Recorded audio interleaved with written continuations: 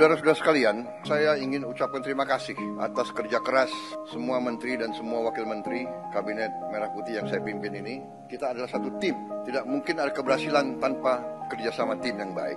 Ya, mungkin kita masih prihatin tim nasional sepak bola kita belum berhasil, tapi kita yakin pasti akan lebih baik di saat-saat akan datang.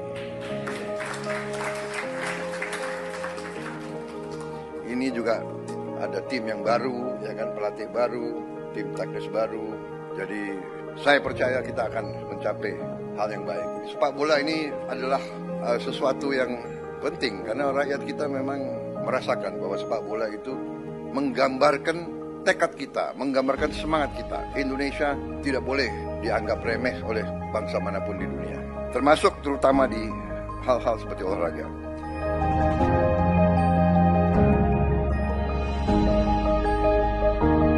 Di saat bulan-bulan ini, apalagi menjelang Ramadan dan Idul Fitri, kondisi pangan kita aman, kondisi pangan kita cukup terkendali. Saudara-saudara, ini jangan dianggap hal yang ringan. Kita negara keempat terbesar di dunia, jumlah penduduk kita sangat besar, dan bertahun-tahun kita selalu khawatir dengan keamanan pangan kita. Kita selalu khawatir kita harus impor.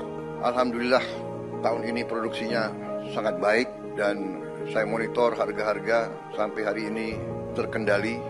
Kita juga boleh sekarang mulai bangga makan bergizi gratis, sudah menjangkau 38 provinsi dan sekarang sudah 2 juta penerima manfaat. Ini suatu prestasi yang luar biasa. Saya terima surat-surat dari pimpinan-pimpinan dunia. Mereka bahkan mau belajar dari kita. Mereka menganggap bahwa kita salah satu yang paling serius dan paling besar usaha kita menangani ini. Kemudian salah satu yang luar biasa juga, kita berani meluncurkan Badan Pengelola Investasi Danantara Indonesia. Dan saya tegaskan bahwa setiap saat pekerjaan dan semua kebijakan Danantara ini harus bisa diaudit, harus bisa diawasi, harus bisa dipertanggungjawabkan setiap saat oleh siapapun yang menginginkan.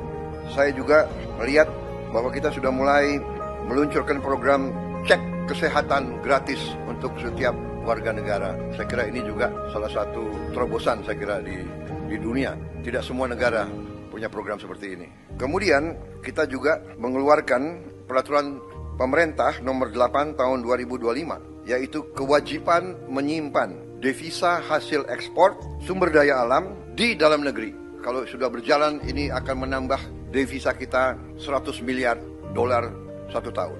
Kemudian kita juga sudah putuskan, kemarin saya resmikan juga peluncuran bank emas pertama di Republik Indonesia. Kita memiliki cadangan emas ke-6 terbesar di dunia. Ke-6 terbesar di dunia. Tapi kita baru punya bank emas baru tahun ini. Berapa minggu lalu saya resmikan. Kami sudah putuskan juga untuk membangun tahun ini, kita harap segera akan mulai dibangun 200 sekolah rakyat berasrama untuk SD, SMP, SMA berasrama, dan ini sekolah berasrama ini diperuntukkan untuk kaum yang kurang mampu khususnya. Jadi kita dengan ini kita hendak memutus mata rantai kemiskinan. Anak orang kurang mampu, anak orang miskin tidak boleh miskin. Kita dalam waktu dekat akan membentuk 75.000 sampai 80.000 koperasi desa. Kita ingin ekonomi desa, ekonomi rakyat yang paling bawah bergerak dengan cepat, memobilisasi kekuatan yang kita punya untuk menggerakkan seluruh ekonomi, dan ini akan ada suatu dampak yang sangat besar.